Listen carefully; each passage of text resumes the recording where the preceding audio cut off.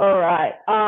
So bouncing off from the last 2 weeks of the roundtable where Kelly, Steve, Danny, and then we had Sam last week as well, talking about one factors into the microcycle and then differences between body weights was last week.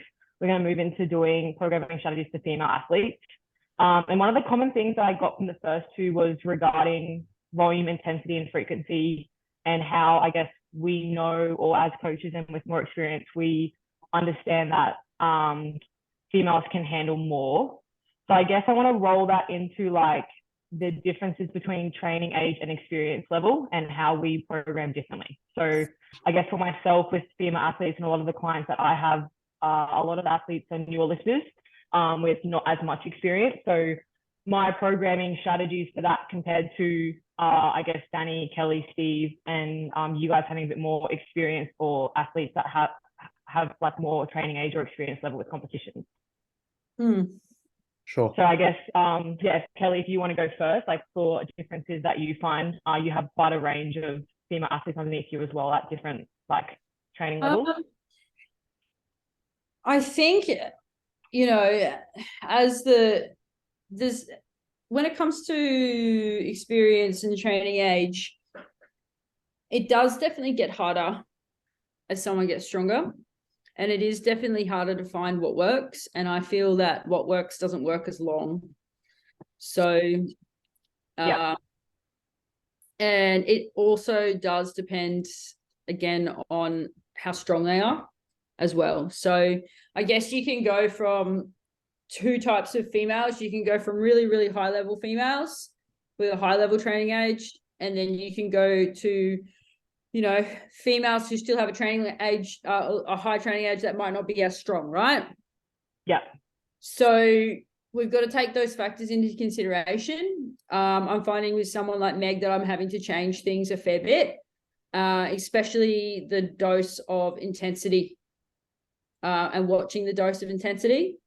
And volume has stayed, if not gotten more, but the intensity needs to increase and decrease based on where she is, because she's sensitive to that, if that makes sense. And that's just her individualization. That's her, right? Someone else might be completely different, but those are the things that I've had to come to realization with her, that she's super sensitive to intensity, even though she's small, right? So that is how her program is individualized based on how strong she is and her training age, because she is at top end. So I got to keep coming up with ideas on how I can make that top end show up by, it comes to a point where I can't give more is not better. Yeah, for sure. And when it comes to smaller females, when they're starting out and you want to take them to the next level, you can add more and they can get better, right? But when it comes to someone at that high level, you can't add more, because it might work, but it doesn't work it didn't work. You have to find that intensity that produces results, and you have to find it to a T. Yeah, and I guess that can obviously like tie into females being able to handle, I guess, like multiple top sets across the week. So you talking about intensity, it's like controlling one and then letting her choose load on the other from like week to week, essentially. I don't know about the boys. We'll talk about top sets, but I have a top set on the secondary day, and I put a top set on the tertiary day, and I'm not convinced that it's worked. Yeah. So I'm actually going to take it away, and then I'm going to put it back in when she's not close to competition, and I'm going to see if it does anything. But it didn't really work, because it didn't really, I feel it created more fatigue. I'm just curious, Kelly, you had so you've tried the multiple top sets. When you run those top sets, are they the same rep ranges? So you're running like 2 top singles, one early in the week, one late in the week? Yeah, I found the top single early in the week works really well for females who report that things feel heavy at the end of the week, right? So that top single might be a RP 5 or 6, and it keeps going up until with them responding to stimulus until if they're auto regulating really well, they're not going to hit the same thing on a Monday that they do on a Friday, being that the Monday is the secondary day and the Friday is primary day. Yeah. If they do, then it's just like it's a chat, probably shouldn't do that.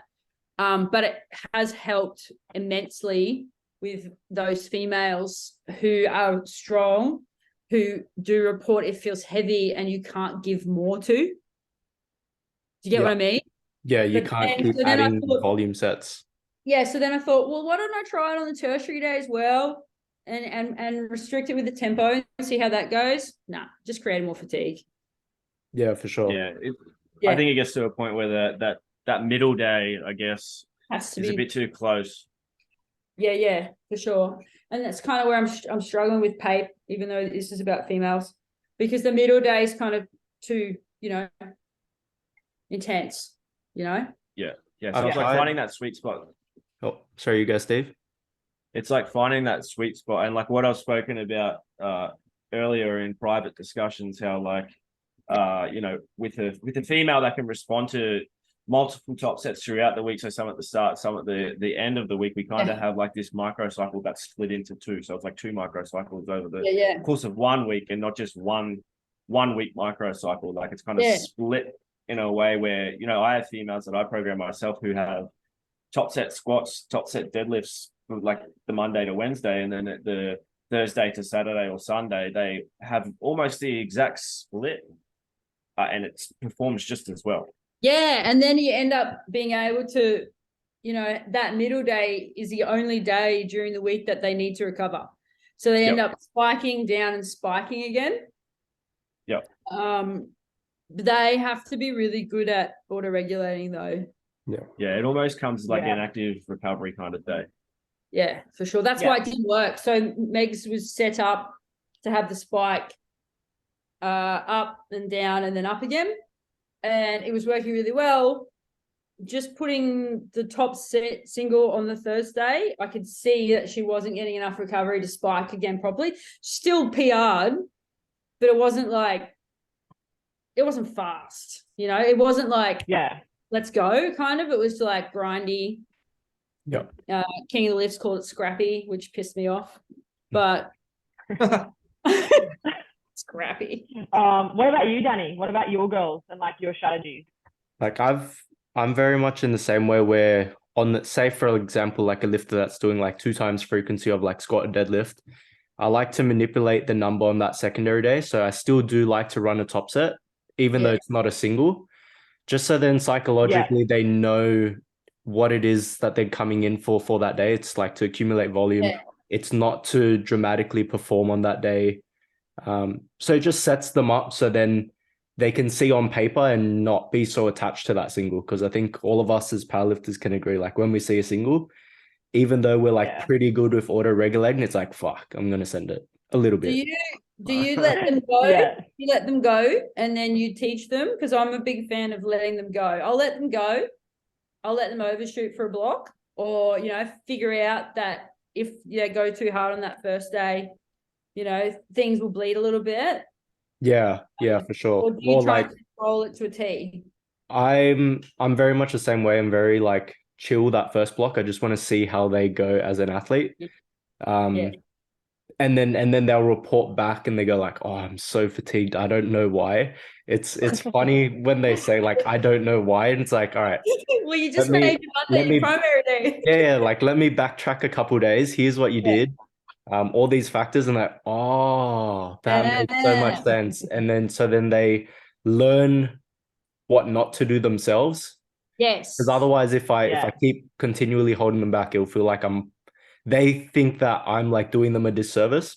But if they go and make that mistake the initial time, it's like, okay. And then all I need to say afterwards is like, okay, you're doing it again or something like that. Oh, okay. I'll dial it back. Yeah, when you over-prescribe that stuff too, you end up holding them back because you can't see the trends. Yeah. You can't see what they're going to do. Like, you don't know how hard an athlete's going to push until you just like let them go, essentially. Yeah. It's very rare for me to prescribe the other way around and tell someone to be a bit more aggressive. I could imagine when someone starts reaching into like PR territory and it's obvious that everything they hit from like this week moving forward would be very close to a PR. That's when it'll start getting a bit more like motivational, like you can do it, like just load it up and do it. But training's not always like that, right? And so I have one female now who's very much in PR territory across her squat and deadlifts. And so that's the conversation we're having. It's like, okay, this coming week, I'm expecting a PR. Like you need to hit this and you can do it. Like just make sure everything's set up and you can hit it.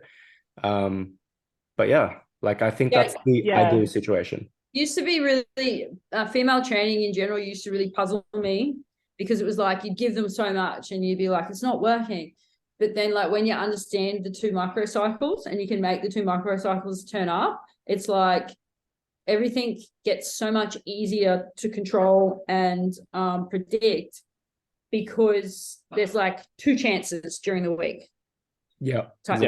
You know, like there's 2 chances. If the first one doesn't show up, you're like, oh, fuck.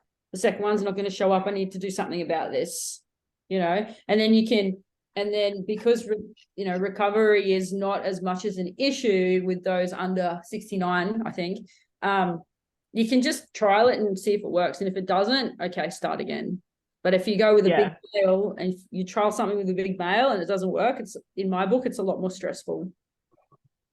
Yeah, we so only get one kind chance. Leads into like the next question in terms of like recoverability between obviously your lighter weight females and your heavyweight females. So I guess like for myself, like having like Lucy, she's probably my biggest girl at the moment. And like since I've had her and like since Hunter moving into Perf Cup, and like knowing where she's wanting to go with powerlifting, it's like thinking that little bit more about where she's going and what she's choosing load wide week to week compared to like all of my other smaller females. It's like entirely different. What are you seeing? Just seeing the interference more. Like obviously with the smaller females, like there's interference, but it's like very minimal. And if the interference is actually coming from training or it's just external, like a lot of my smaller girls, it's a lot of explaining around, is this actual training fatigue or is it just like external that you're kind of feeling? Whereas like with Lucy, it's noticing the trends and like having to educate like on the go of like, we don't need to push on this day, it's okay, because she has a mindset of wanting to push every single session like a smaller female. So I sort of like did let her go, like, you know, talking Kelly and I, and like we've worked a lot together with her program because she's obviously my first heavyweight female. So like letting her go to an extent just to see how she does respond, but also like controlling the variables where I can without her realizing it. What have you done to control the variables? So changing like that secondary day. So I let her go sort of the first few blocks, not really percentaging or setting loads, but then moving into controlling that load and like getting her to just repeat weeks where it's there more as like practice and we don't need to add load to the bar. She had a habit of basically like she'd PR a bench and then she'd just add 2.5 anyway, and she'd fail it. And that was pretty much like every week, sort of like the first block straight out of Hunter, she kind of just did that across both primary bench sessions. So explaining to her we don't need to do that, and that find out which day is stronger for her to like want to push on a little bit more. Yeah, it also comes back to size factors. Like even though she's big, you still have to take how strong she is into consideration. Well, exactly. So that's where it's like the balancing. That's where it's like the balancing factor of like not controlling too much, but just like being where I need to be and like controlling the variables where I need to. So she obviously has strength there, you know, like even if I use like her deadlift on Monday as an example, like her last warm up didn't move to justify loading 210, but I wasn't going to step in and control that because she was going to load it anyway. So it's like also like seeing how she responds, seeing how hard she pushes. And then even her secondary squat yesterday after that deadlift, I controlled those loads and the RPE was the exact same as last week. So even doing that off the bat of like her 210 deadlift on the Monday afternoon, she's got fatigue, but I guess like it didn't affect those squats. So like I did the right thing, and then seeing how she shows up on Friday will give me more information on that as well. Yeah. So you controlling the fatigue straight after that deadlift day on her squats is going to give you the chance to still get a performance out of late in the week, despite her being a heavyweight. Yeah. Yeah. I think that's like one of large characteristic of being a female or just lighter weight in general. Like, I guess I could attest to that as well and say that I'm very much the same way. Like, I have my own training like split up between first half a week and then second half a week, and they're still quite different to each other. And so we do have those chances. Yeah. I think one thing as well is like, as you get heavier and heavier, the main thing you need to worry about is just accumulation of fatigue week to week as well. And the thing that decides needing a deload or needing to pull back is like the accumulation of weeks of training, right? And having that bleeding effect session to session. Whereas like lighter females, like there's not much of an interference effect session to session within the week until very late in the week. And I think everyone goes through that. And everyone will have a difference in like how long they can push. But that's all you need to worry about for like lightweight females. Just accumulate. That's why I think the big difference with lightweight females is that I'm finding is even if their recoverability markers are high, and that's because, you know, being tracking that's where intensity comes in. So if you haven't got the intensity set right throughout the block, or they're not selecting those loads that they need to, they can be recovered and they can be too recovered. You get what I mean? And that goes from week to week. And I'm really noticing that with Meg, because recoverability is still at 97, 98%, right? But the load selections for this prep have been different. Therefore, I'm going to have to control the intensity a little bit more compared to the previous previous prep. Because it's not the week to week, it's been that little bit slower based on load selections, which is catching up. Does that make sense? So you're trying to hold her back just a little bit so main days can show up a bit more. Just a little bit, just for 1 week, just a little bit better at all. Regulating. That's it, just 1 week. Yeah. You know? Yeah, she wanted to hit a big PR. So, you know, it's a lifetime PR last weekend. Which is huge. This week is moving slow. So it's like, make sure you're super good at auto-regulating this week. You know? Well, it's like that. Just because we know that there is more recoverability sources from a female, and, you know, especially lighter weight females, because I like to categorize females, you know, rather than just like lightweight, heavyweight, because if we think about males, right, we have lightweight, middleweight, heavyweight, right? The heaviest weight class besides the opens in a females is under 84 kilos, which is a middleweight male, right? Yeah. Yeah. So when people differentiate in this way, I find it really intriguing in the fact that it's like, it's under 84 kilos. It's not that heavy. Nah. Yeah. It can handle. It's not heavy at all. So the next they thing can you need handle to consider is strength as well.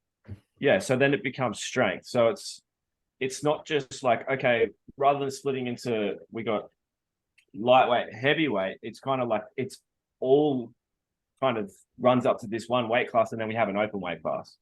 Yeah. Rather than like, but then we have also had the way further down the other end of the spectrum, well, which is like really light compared to where we would go with males, which means they have way more recoverability sources down there. Yeah. So then we start to think about, you know, the overall strength training. You know, if we're talking about someone like Meg, she's squatting a shitload, so she's definitely going to accumulate fatigue. So she's definitely going to need this downtrending week every now and then. Although it could be a little bit different. Those weeks are getting closer and closer together too. It's like 3 weeks now, 3 weeks. Yeah, it's forever changing, right? Especially I've noticed you got to be a lot more reactive with females rather than just being able to like set and forget block lengths and we're good to go. You've got to be a lot more reactive in a sense of, okay, we've gone too far now, we need to dial it back. But sometimes we don't have to dial back the whole week, right? I've as I said before, we split this into, we think about 2 different microcycles throughout the 1 week. Yeah. All right. Sometimes we can just dial back that first start of that week, and the end of the week we're back to normal again. Yeah. So it's like Monday, I was like, "Hey, Phil," and she's like, "I feel like I'm standing on quicksand." And it's like that's what still did the same loads, and was it moved slower. So when she moves slower, I know that she's tired, right? That's all it is with her. She's still going to move it, but it's slower. So I said, all right, I've taken it. I said to her this morning, a day later, I said, how do you feel? She's like, I'm feeling great, better. And I'm like, cool. Yep.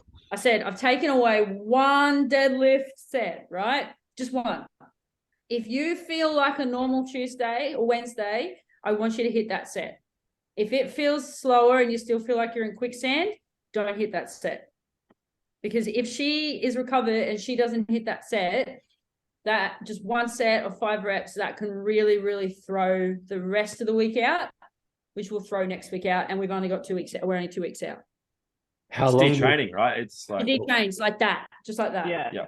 How long do you feel like that'll extend her block for? Like, you need 2 more weeks out of her before like a competition, or? She's got nationals in 3 weeks. Oh, okay, yeah, that makes sense. So Yeah. you need to hold her on. Yeah, she needs to hold on. She's got to hold on. She's got to hold on. The Yeah. good thing is I have the data. The good thing is I've got the data to know that this week can be really down. And if she does it well, next week will fly. Yeah. But because I've got that data, because it happened, that's the 3 weeks, right? So I just have to be like, all right, cool. I've done this. We've done it again. We've done it before. This is like the 5th time in a row, but we just haven't pushed to that all-time PR before. Yeah. What made you come to the realization, Steve, of like needing to be more reactive with like, I guess, female programming? Like, did you just like kind of see the same sort of trends happening, or like what made you come to that realization? Well, it's like I know that I can control so many variables that if I can accumulate enough fatigue through a lightweight kind of female, then I've been able to. I've done it with yourself, right, on your bench press before. Been like, okay, here's a PR because I know that I can just manipulate 2 days or something, and your bench will be strong on that day just from you just reporting being tired through your upper body or something. I've done the same thing with other females as well. We take, for example, Kirsty last week when she pulled 180. I made that happen by literally just changing the first day that she trains on. I changed it a tiny bit, and I told her she'll PR a deadlift the next day. And it's just being able to acknowledge that, okay, I can manipulate this first part of this week and just by a fraction, and it will make the next day or the next day after that even stronger. So it's like this mini kind of, I guess, taper. And it's also a strategy in which, like, moving forward into when I write her taper into a competition, I know that she doesn't need much and we can accumulate fatigue the whole way through. And then I'll just have to strip back a tiny bit and she's completely fine. So being able to Did you also manipulate like have these? Sorry, Steve. He wants to ask me questions. You go. It's being able to also have these strategies in place just throughout like the block or the mesocycle while we're running to then figure out what we're going to do in that week of competition, because it can be so vastly different with every single female or every athlete in general that it's like something too much, and they're so detrained when they get on the platform, everything just feels heavy. And Did you manipulate her factors? So like looking at Kirsty, right, you said that all you needed to change was one little thing and you're going to expect a PR. Was that in the presence of her being fatigued and also hitting numbers that indicated she's like probably at her all-time performance as she's fatigued? So it was two together. Both together. So 2 or 3 weeks before that 180, she hit 175. And then the week after she hit 170, she reported feeling really tired. And I said, look, and she's like, I really, really, really want to pull 180. And I was like, I can give it to you if do you want to pull it? And she said, like, we had that discussion. She said yes. And it was a simple, just like changed the rep scheme on the Monday and reduced the intensity a tiny bit. And she pulled 180 the next day. And then PR'd her squat at the end of the week by me manipulating the middle day as well, or squatted the same PR, I believe. Yeah. All I needed to do was take that single out of that middle day last week. And that told me straight up that that's not working. I took the single out of the middle day and I dropped 5% on the tempos, and then that made that 190 double show up. Yep. How often would you run a strategy like that though? Because like it's not, I don't think that it's conducive to like building fitness, right? But it's still hugely motivating for the athlete once you can see the performance, and like it drives buy-in as well, and they'll like want to run a whole another cycle like that again. But it's very rare that you'd run something like that. sometimes it happens accidentally, right? Like Yeah. we saw with, an athlete of mine who had a back injury and then accidentally tapered herself. Showed up, hit almost an all-time PR at RP6. 3 weeks out, was reported on Monday. She feels like dog shit. So it's like, it's great in the sense that now I know what the taper is going to look like. But now I've got to accumulate all this fatigue again for the next 3 weeks. Happening accidentally is sometimes the best way that it happens, though.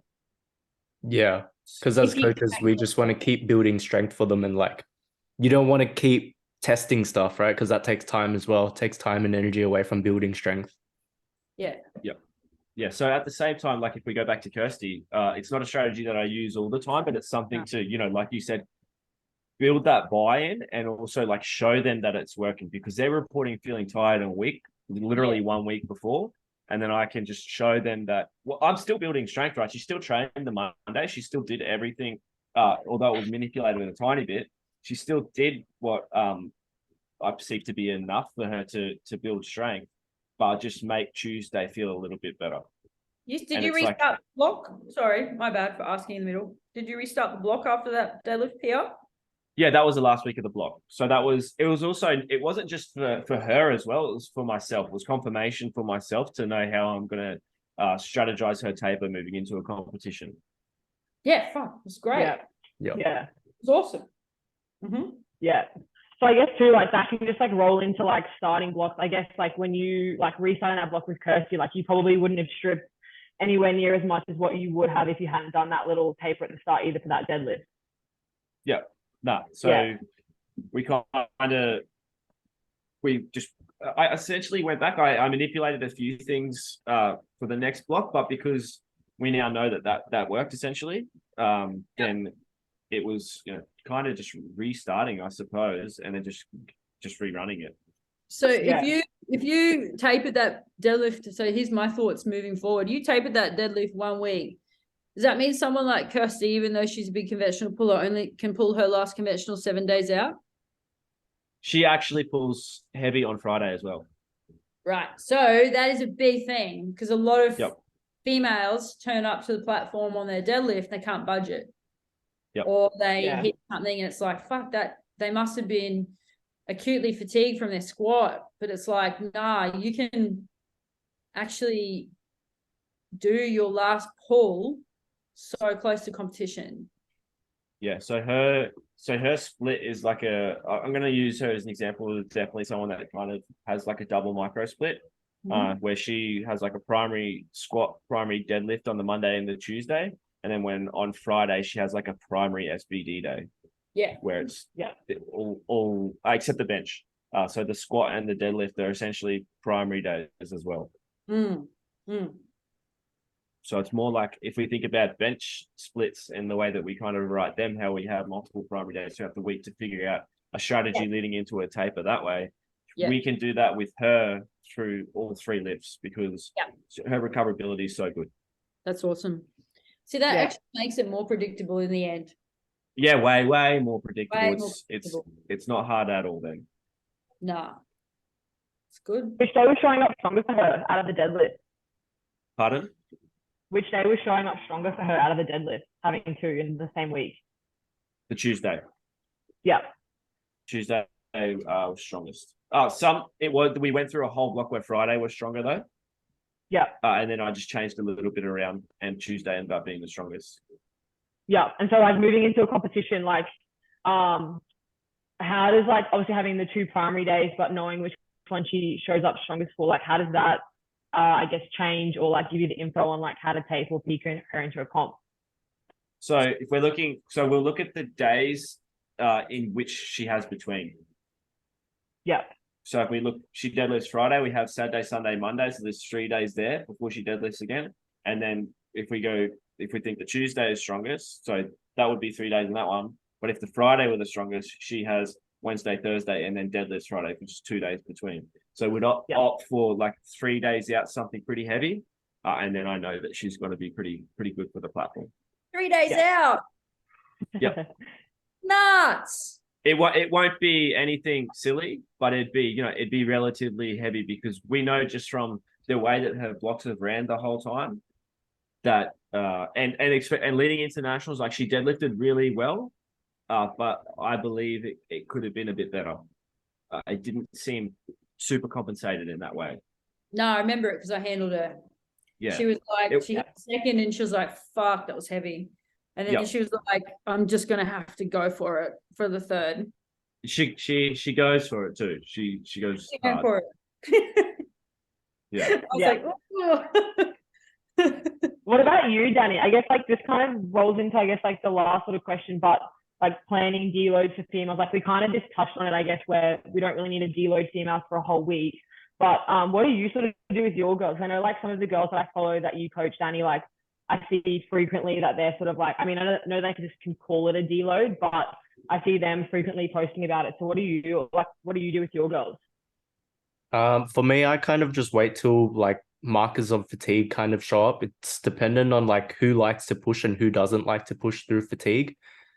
For people that generally start to, I guess, like complain a lot and they just can't handle being in that state, it's like, all right, I'm ready to pull the plug early for them so they can build momentum again for the next block. And it might not result in like a great performance within that block, but it sets the next block up better.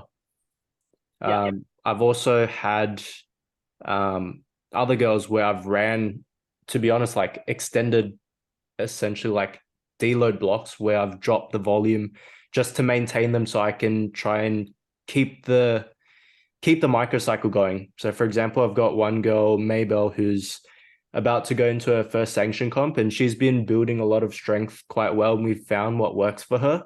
But to ensure that what we've done up to this point works and we're not going into this full length block where she's usually running like 7-8 weeks, which is quite a long time.